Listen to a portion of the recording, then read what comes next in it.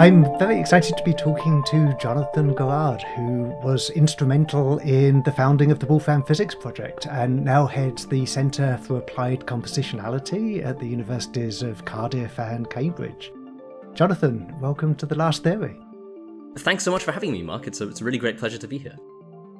We're certainly going to get into both the Wolfram Physics Project and the Centre for Applied Compositionality, but I'd just like to start with your background. Could you tell us a little bit about who you are and how you came to do research in mathematics, physics, and computation? Okay, I guess, as you say, my name is Jonathan. I'm really a mathematician by training, but I consider myself to be someone I'm the sort of mathematician whose interests are much wider than his skills. And so my formal training is really in functional analysis, differential geometry. I ended up doing research in sort of the mathematical aspects of general relativity. It was kind of the topic of my PhD, working on stuff to do with hyperbolicity theorems for the Einstein field equations, working out under what situations the equations of general relativity are well posed, that kind of stuff.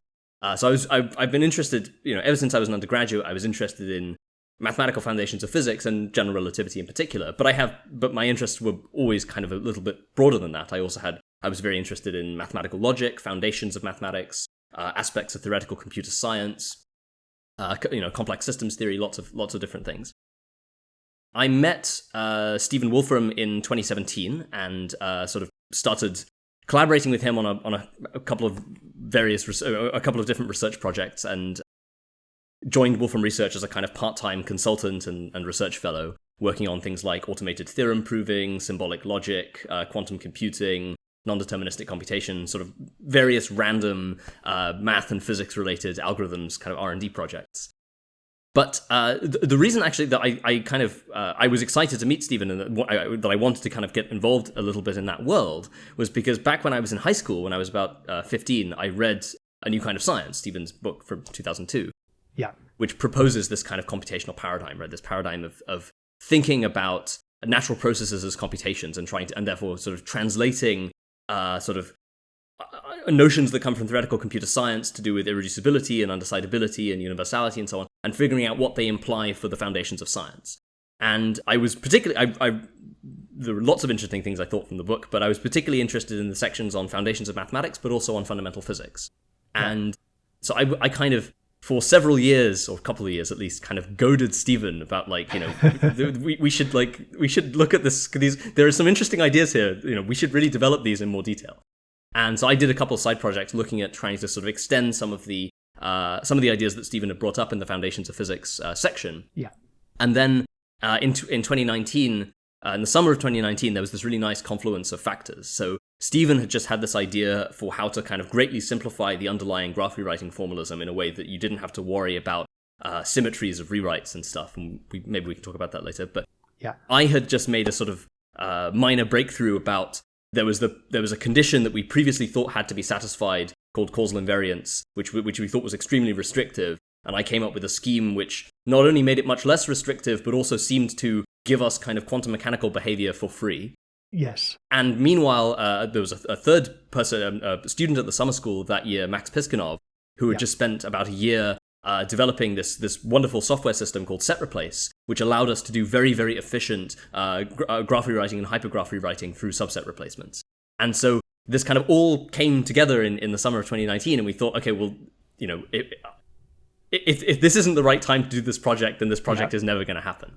And so we made the decision then to start when it wasn't called the Wolfram Physics Project then, but that was kind of that was the point where it sort of started germinating from.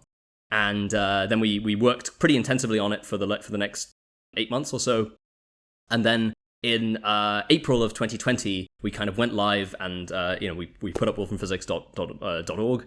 And that was sort of the official launch of the physics project. And so I then, for the first year and a bit, I was the associate director of research. I think I'm still nominally the associate director of research for the project, but my duties have largely been divested to other people now. Yeah, kind of really trying to build up and guide the kind of the large scale research directions of the project. Why do you think it took you and Max to kind of push Stephen into... Stephen had all these ideas and he'd published a New Kind of Science way back in 2002. So this is 17 years later. Why do you think it took the two of you to push Stephen and say, there's something here, we've got to pursue this? Why did it take that? Well, I think a number of reasons. I mean, some of which are to do with, Stephen's own psychology and his way of doing things. I mean, so, like, he'd always said, I mean, if you read sort of blog posts and things he was writing, even shortly after the announcement of the book, even shortly after the release of the book, he was saying that he kind of, the last big project that he wanted to work on was to try and, like, find the fundamental theory of physics using the methods from chapter 9 of NKS. And, he made a kind of, there was a first attempt in sort of 2004, 2005, so a couple of years after the release, and then there was another attempt, I think, around 2008, 2009, but they were kind of fairly short-lived things. They were not really, they didn't amount to much more than just kind of a little bit of systematic exploration, a little bit of, like, enumerating graph rewriting rules and sort of seeing interesting behavior, which is it's the kind of computational zoology stuff that Stephen really likes to do. But that was really kind of all that it ultimately amounted to. And I think so part of the reason why it never took off was because I think Stephen kept getting sidetracked with other potentially more exciting projects, right? So there was Wolfram Alpha that were kind of, I think occupied a lot of his attention from around 2002 to about 2008. Then there was Wolfram Language, which occupied his attention from kind of 2008 onwards. And then lots of other random side projects that somehow were higher priority at every stage. Then there's and now I'm being a bit more speculative, but I think there was also a sociological aspect to it, which was that, so one of the interesting things that when one looks at the response to NKS, there was a lot of very positive response, and then it's fair to say there was a significant amount of negative response. Yeah. And it's interesting to note that actually almost all of the negative response was from physicists. People like biologists, even chemists, even people working on engineering. Lots of these people said, well, maybe NKS is written in a slightly abrasive style and whatever, but like there are definitely interesting ideas here. The only people who were basically saying no, it's all nonsense were people working on fundamental physics, and that's kind of interesting. And I think, again, my speculative conclusion is that I think when there was a period of time, so that, theoretical particle physics went through a kind of golden age in the 1960s, 1970s, maybe early 1980s, where, previously people had been playing around with current algebras and Reg theory and whatever, and then there came a point where people settled on gauge theory. And then, the standard models kind of came together very quickly, and then there was a big cottage industry, if that's not too much of an oxymoron, of people kind of like, calculating scattering amplitudes and things using the standard model, and people were discovering new elementary particles every other week and whatever. Yes. So it was a really big furore of activity, which happened to coincide with the time when Stephen was still a particle physicist. Yeah. And then afterwards, it kind of slowed down. Standard model got a bit more settled.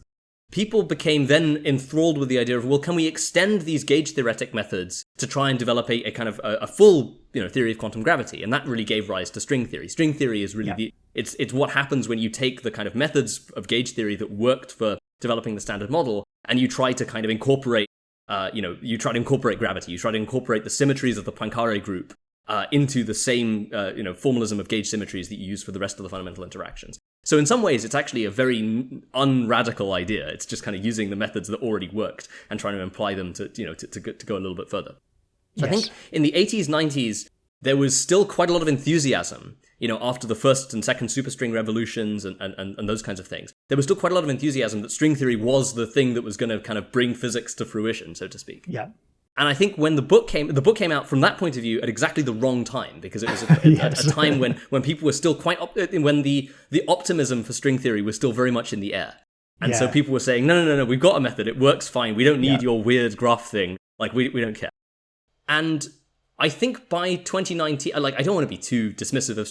I like string theory. It's a nice collection of mathematical ideas, and I have to say I don't like string theory, so I'm glad that there's something that's gone after it. But yes, you're being very polite to string theory, so let's go with that. That's great. Well, I'm curious to know why you don't. I mean, it's maybe we can talk about this later. But so I have, when I say I like string theory, I mean I tend to this maybe comes as a consequence of not really being a physicist. I often appraise theories much more based on their mathematical and philosophical elegance than I do. I'm not claiming that I think string theory is a plausible ontology for reality. That would be far too strong. Indeed. What I'm saying is that there are these ideas like mirror symmetry, like this realization that you can take these these very abstract complex surfaces, these Calabi-Yau manifolds, and by making this crazy change of coordinates, you can make them isomorphic to a different set of surfaces, of K3 surfaces. Yeah. That's an idea, that's an algebraic geometrical idea that was totally bizarre and that no algebraic geometer would ever have conjectured, and yet somehow it kind of fell out naturally from string theory. So it's a really beautiful collection of mathematical ideas, and it's had a profound influence on modern complex geometry, algebraic geometry, differential geometry, and so on. So even if it turns out to be hopeless as a theory of physics, I think it will have nevertheless been worth investigating. Anyway, so what I'm trying to say is I'm not trying to be mean to string theorists, but I think it's safe to say that the enthusiasm that was maybe still alive in 2002 for string theory, by 2019 was definitely dead. I mean, people would basically, all the low-hanging fruit had been picked, and anyone who was anyone was basically saying, look, string theory might be a part of the answer, but we need some new ideas. Yeah. So I think there was much greater receptivity to sort of novel proposals. Yeah. And that was another important component of it. And I don't know, I think in some ways,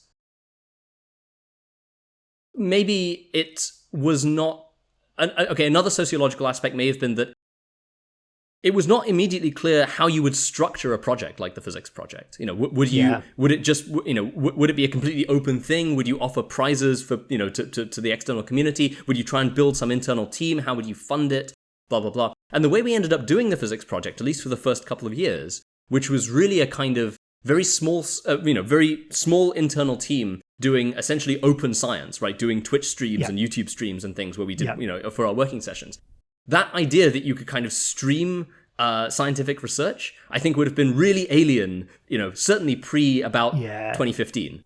And so the mode of actually doing the project, which turned out, I think, actually to be quite fruitful. Yes. Really only made sense, I think, at that particular point in time. So there was a variety of factors that I think came together, but I think those would be a couple of them. That's fascinating. There's so much in there that's just fascinating from a sociological point of view. I mean, it's happened over and over again in the history of science where it's so difficult for the existing established community to accept radical new ideas because scientists become invested in the theories that they spent their entire careers learning how string theory works, for example. It's very difficult to say, okay, well, let's start again with this different approach. And what you say about the time being right, not just technologically, obviously, online collaboration is a lot easier today than it used to be, but also sociologically, people are used to online collaboration now, so the timing is right for that kind of approach. And it's as horrible as it sounds. I mean, in some ways, I think actually the pandemic may also have been a non-trivial contributing component, right? So the fact that we chose to launch it when we did and that it ended up getting the amount of attention that it did, I think is not unrelated with the fact that we were in the middle of lockdown and people didn't have much else to do but sit around and listen to some random people talk about physics. Yeah. There certainly seemed to be a certain type of audience member who we probably wouldn't have got if, the world had been kind of continuing as normal. Thanks for listening to The Last Theory. Join me for fresh insights into Wolfram Physics every other week. Subscribe to the free newsletter, podcast or YouTube channel at lasttheory.com. After all, this might be the most fundamental scientific breakthrough of our time.